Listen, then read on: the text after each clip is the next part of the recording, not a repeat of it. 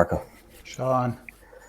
When was the last time you checked out the whole supply chain of your last Gen AI session?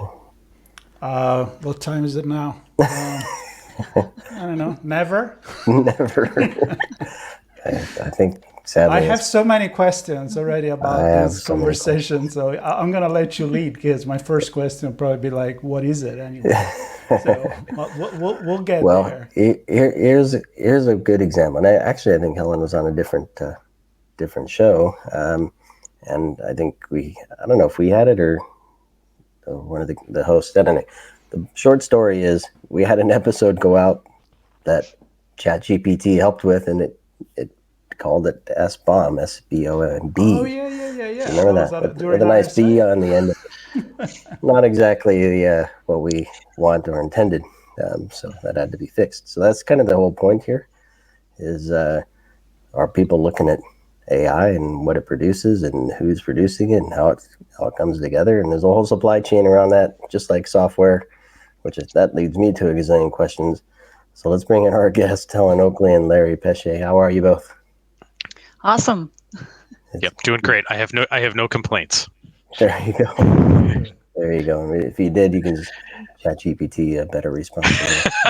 But here we are. This is part of our on location. We call these chats on the road to some conference, and this some conference that we're heading to today is in Toronto. It's the Security Education Conference in Toronto, also known as Sector. We just had a chat with Steve Wiley yesterday, kind of getting the big picture and the history of the event. It's an event we've covered for a few years now, and I'm excited to be going to see everybody. And I want to meet Helen in person and Larry in person, but for now we'll take a virtual introduction so everybody else gets to meet you as well. Helen, a few words about your role, what you're up to, and then we'll pass it to Larry to do the same. Yeah, I'm leading cybersecurity supply chain or security of software supply chain at SAP, and also secure development. What I'm up to outside of SAP is AI Bomb. So I'm co-leading a forum and working groups for AI Bomb under CISA government, and also I'm founding partner of AI Integrity and Safe Use Foundation. Love it. Larry.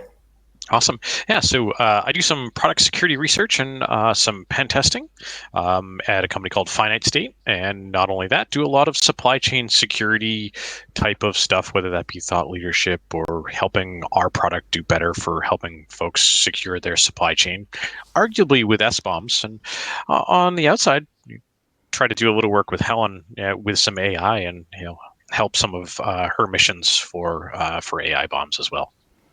Okay, why don't we start with the definition of AI bomb? Because also the title of your session is AI Apocalypse Prevention 101.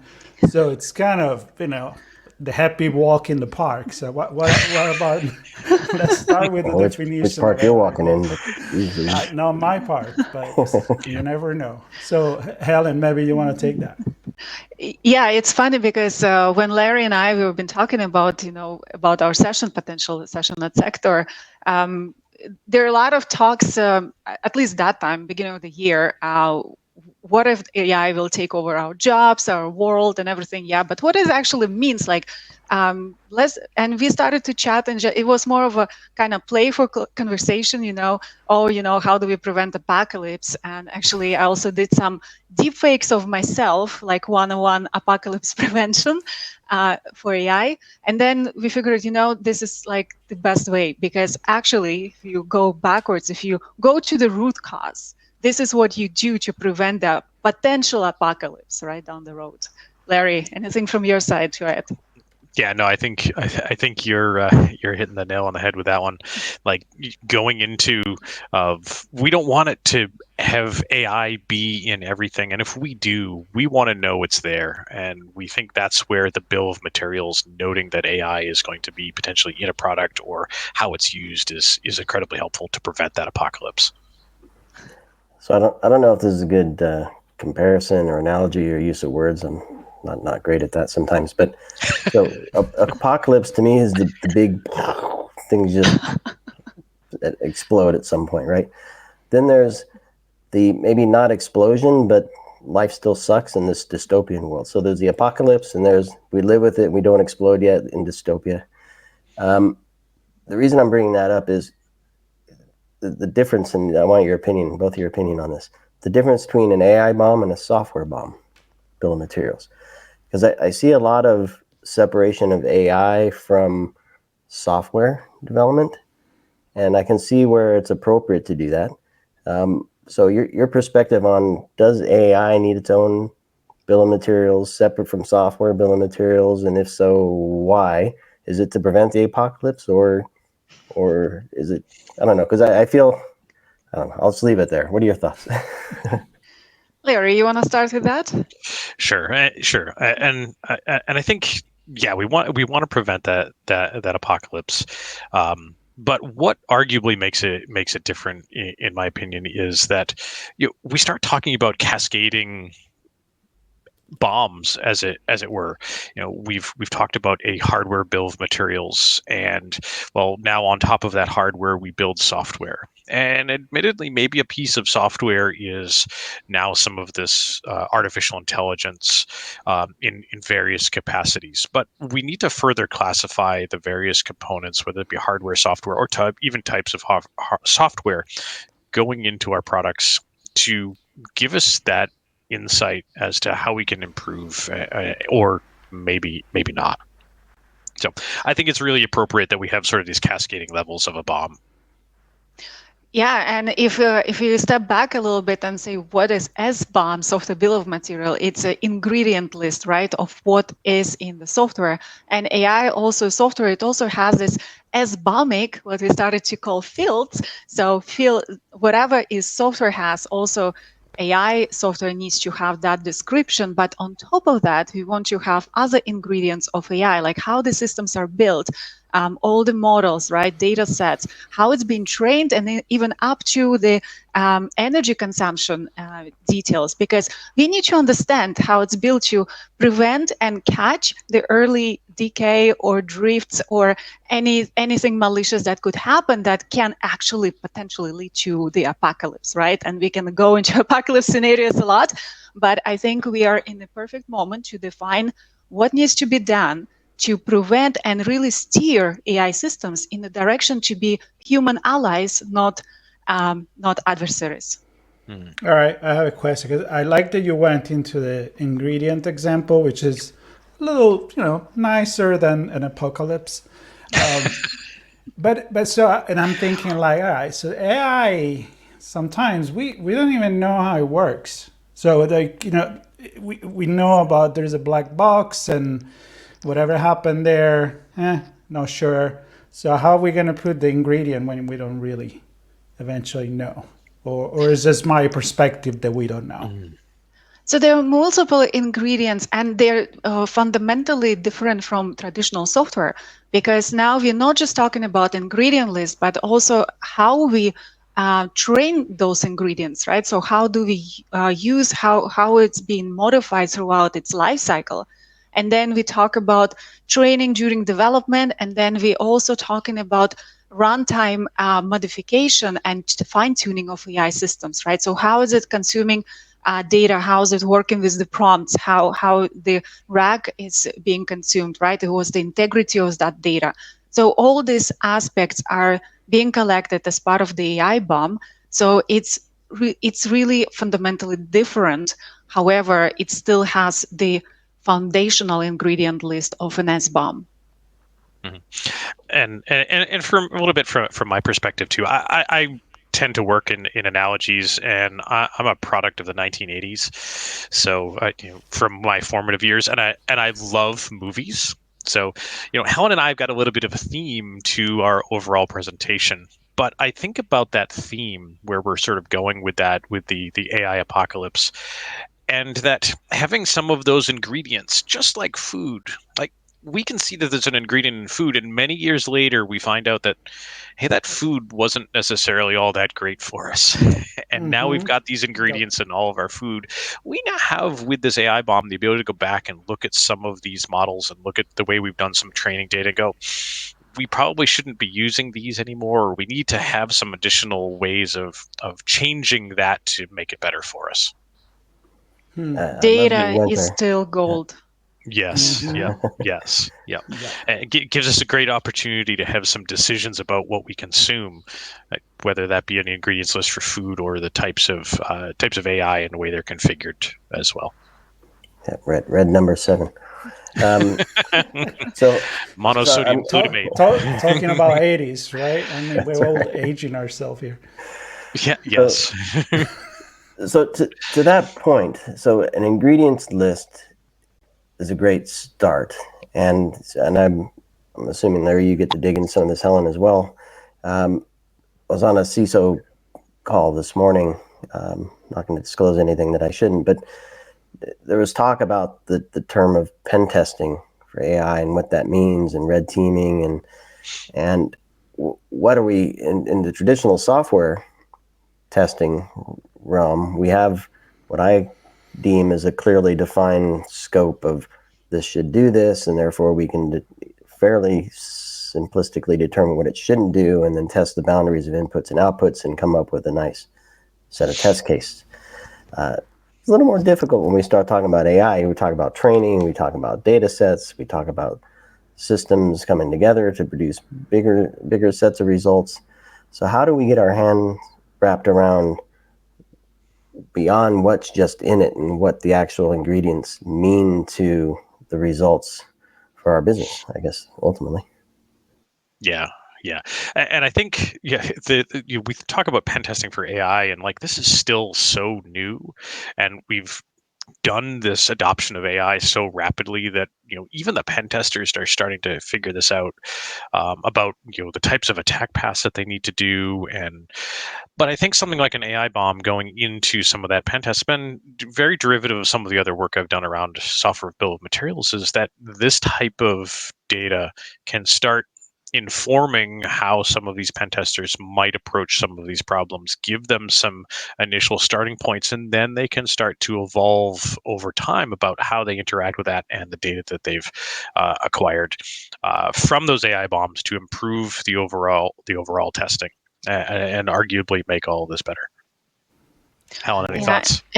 And I like that you brought and you really connected the AI bomb and the use case of AI bomb, right? So pen test is actually one of the use cases that we can have. And like, there are multiple different types of risk assessments that we can extract from the data that is collected from AI with AI bomb.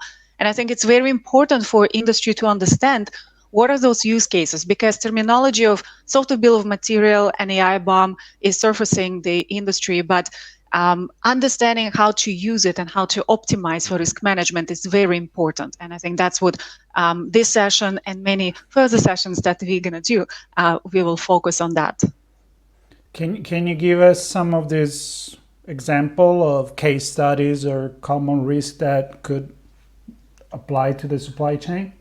Yes, absolutely. So, for example, as part of the target team, AI bomb target team under CISA Forum working group, we discovering and writing down these use cases. And one of the highest priority use case is for compliance.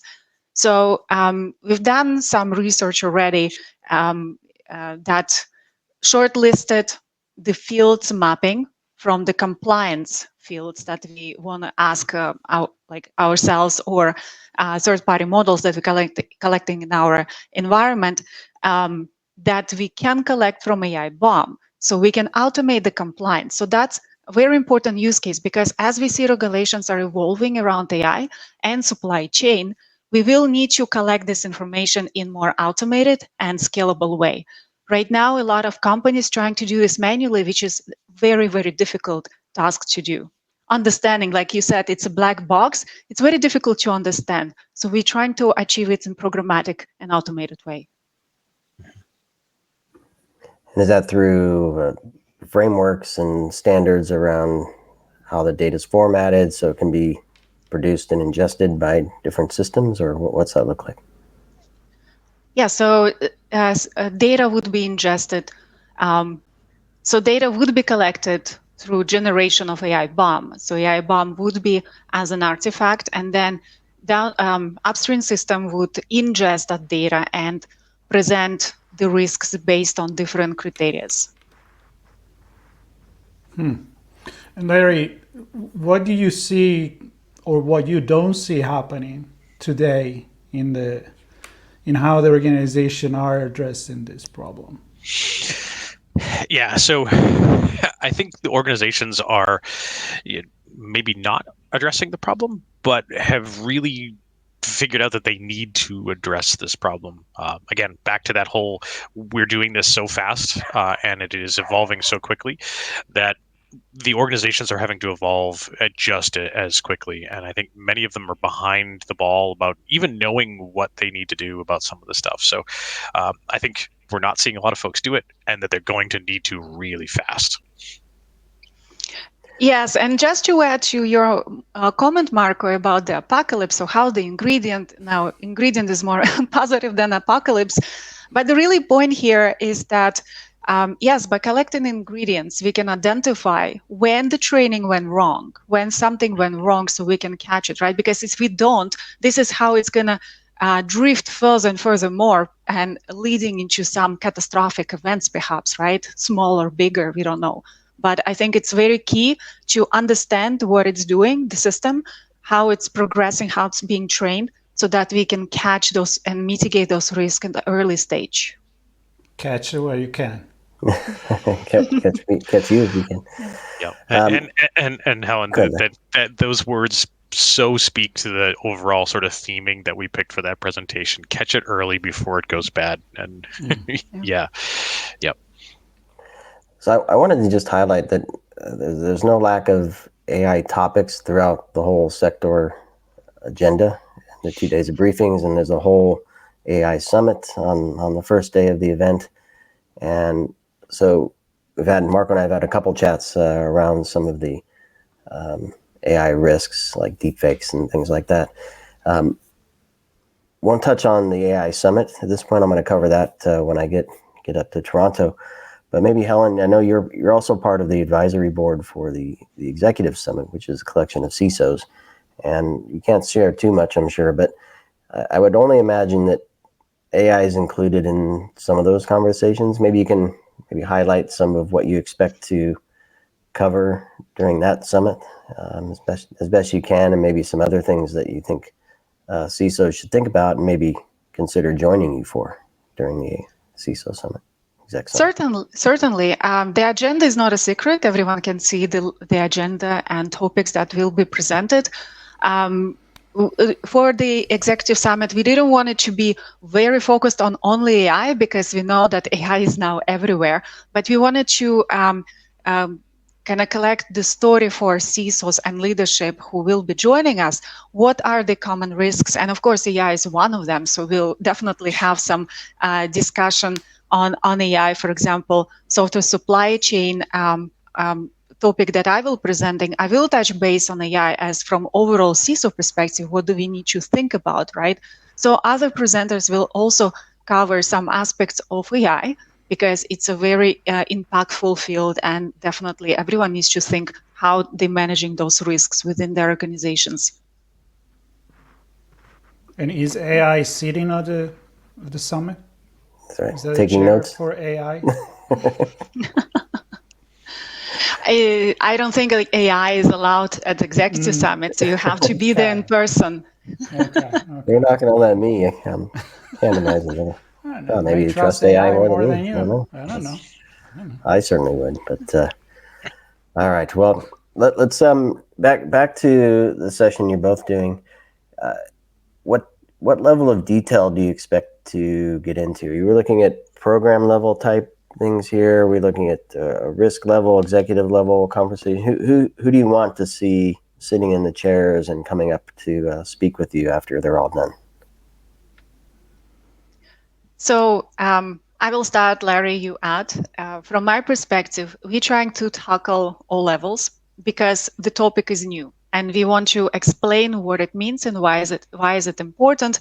So while we will cover some level of details, we're not going to go into too many technical details, because I think it's important to explain the concept first. So the concept, what it means for organization, what it means for professionals, what do they need to understand, and steps that they need to take. And we will provide resources further on how to, where to follow up, what to do next, and things like that. And I know Larry is the master of hacking, and he will cover some of that aspect. Yep, absolutely. And I think, arguably from my perspective of the hacking and the pen testing, that operationalizing some of our AI bombs is really targeted to sort of all of those levels that Helen mentioned, because you have to get adoption from the top, and then someone down at the bottom is actually going to have to perform something potentially technical with the results of that. Yeah, I love that word, operationalize. Yes. That's what I'm all about. It's a mouthful. It's a mouthful. It is. It's hard to say sometimes. So your session, AI Apocalypse Prevention 101, AI Bomb, only one B in the AI Bomb. Your new best friend, that's Wednesday the 23rd of October, 2:15 p.m. in room 714. So I hope to see everybody there. And of course, if you're an executive, a CISO that can clear the test, there's the Sector Executive Summit on Tuesday, the 22nd, and I hope everybody has fun in there. And I, in all honesty and joking aside, those are some of the best conversations, because people open up and share the real world stuff that's going on, and they learn from each other. So if you are an executive and you're available on the 22nd of October, please do attend that event. Helen, Larry, it's been a pleasure chatting with you. I'm looking forward to seeing you both in person. Any final thoughts before we wrap? We'll see you at Toronto. But Helen's got some better ones, I'm sure. Helen's got some better ones, I suspect. Definitely we'll see you, and let's prevent the apocalypse. There we go. I never had so much fun talking about the apocalypse. Yeah, we won't let Marco come. That'll prevent the that already prevent a lot of problems. So, but for next year, everybody pay attention, because I want to be there. This year you have a pass. Yep. And this year is October 22nd through the 24th. 1 day of summit, 2 days of briefings, and I will see everybody on location in Toronto. Helen, Larry, thank you so much. Everybody listening and watching, thank you for joining us. Please stay tuned for more coverage from Sector 2024 in Toronto and all of our on-location event coverage. Just subscribe. There's a lot coming up. Subscribe as well. Yeah, why not? All right. Thanks, everybody. Thank you. Thanks.